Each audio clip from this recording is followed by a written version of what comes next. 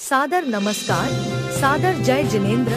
क्षमा news channel कहीं भी कभी भी सही और सकारात्मक समाचारों के लिए देखना और सुनना न भूलें।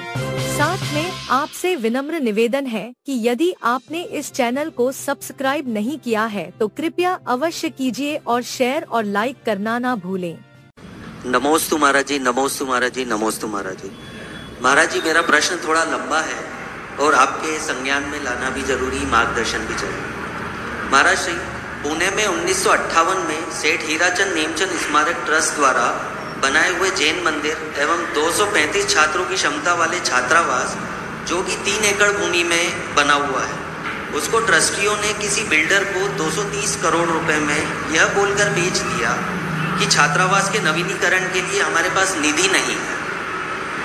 बिल्डर को 3 एकड़ के बदले 10,000 स्क्वायर फीट भूमि छात्रावास में 10,000 स्क्वायर फुट भूमि में छात्रावास और मंदिर के लिए रखी गई है जमीन। बाकी की जमीन बिल्डर जो है बिल्डिंग बनाकर बेचेगा। महाराज, पहले 1,000 से ज़्यादा आवेदन आते थे, जो कि अब बढ़ाने की बजाय घटाकर 150 कर दी गई है छात्रों की संख्या। साथ ही पूरी जमीन पर कई पेड़ पौधे भी थे महाराज जी, जो ये बनाने के लिए हटाने पड़ेंगे। उसमें काफ़ी जीव हिंसा भी होगी।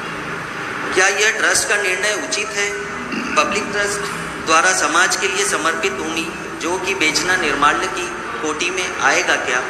और यदि आता है तो महाराज जी, शास्त्रों में इसका क्या वर्णन है निर्माल्य के भोग का? कृपया मार्गदर्शन कीजिए। देखिए, मुझे पूरी जानकारी नहीं है, लेकिन जिस तरह की बात आपने की है, ये धर्म की दृष्टि से कतई उचित नहीं कही जा सकती। हमें धार्मिक दृष्टि से सब बातों को व्यापकता से समझना चाहिए। सेठ हीराचंद नेमीचंद जी दोषी जैन समाज के एक महान स्तंभ थे और उन्होंने अपने जीवन काल में ऐसे बहुत सारे बड़े बड़े कार्य किए जो धर्म और समाज के उत्थान में बड़े कारक बने। 1958 नहीं क्या और पहले 1958 में जिनने इतना बड़ा भूखंड दिया, ट्रस्ट के ट्रस्टियों की जिम्मेदारी होती है कि जो भी ट्रस्ट उन्हें प्राप्त हुआ है और ट्रस्ट की जो परिसंपत्तियां हैं उनका समुचित रख रखाव करे, उसे किसी भी स्थिति में खुर्द बुर्द न करने दें। यदि समय काल के अनुरूप कोई डेवलपमेंट करना हो तो डेवलपमेंट करते समय भी ट्रस्ट के संस्थापकों की मूल भावना के अनुरूप रखा जाए। किसी भी ट्रस्ट को उसके संस्थापकों के विरुद्ध काम चलाना एक प्रकार से विश्वासघात है। आपके लिए ट्रस्ट के जिम्मेदारी दी गई है, आप उस जिम्मेदारी का निर्वाह करते हुए उसे आगे बढ़ाएं। इस अर्थ में उसे बेच देना और बेच करके मात्र 10,000 वर्ग फुट में मंदिर और छात्रावास को सीमित कर देना समझ से परे। ट्रस्टियों को चाहिए कि यदि उसका व्यवसायिक उपयोग भी करे तो इस तरीके से करे कि मूलभूत उद्देश्य बढ़े।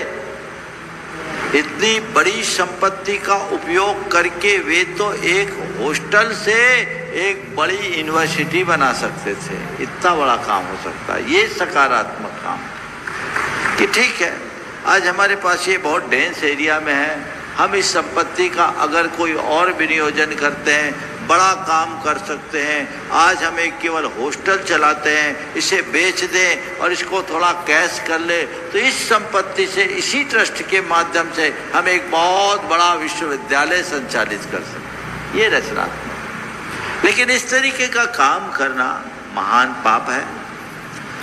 जिस दातार ने इसकी स्थापना की थी उनने कभी कल्पना भी नहीं की होगी कि हमारे जाने के 77 वर्ष बाद ही ये हाल हो जाएगा। ये कतई उचित नहीं है। उनके वंशजों को भी ये सोचना चाहिए ये महान अनर्थकारी है। आप किसी की निजी संपत्ति का उपयोग करो, उनने अपनी संतानों को भी संपत्ति दी होगी, लेकिन ट्रस्ट की संपत्ति का इस प्रकार से प्रयोग करना कतई उचित नहीं है।